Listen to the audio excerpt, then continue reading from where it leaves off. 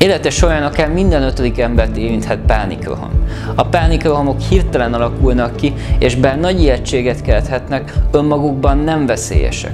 A velük való sikeres megküzdés mégis fontos, mert az érintetteket jelentősen korlátozhatja, hogy úgy éljék az életüket, ahogyan szeretnék.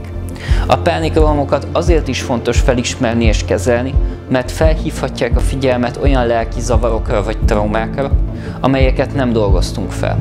Ezeken túl a pánikrohamokat átélők között gyakrabban fordulnak elő az öngyilkossági gondolatok és kísérletek is. A pánikrohamok több formában jelentkezhetnek, melyek akár nagyban el is térhetnek egymástól. A pánikroham hirtelen fellépő szorongást jelent, amit mentális és fizikai tünetek is kísérhetnek, mint például a zavartság, hányinger, gyorsult szívdobogás, remegés, szájszárazság, izzadás, légszomj és szédülés. A pánikrohamok hirtelen, jellemzően perceken belül alakulnak ki, és típusosan fél órán belül el is múlnak, de egyes esetekben több óráig is tarthatnak.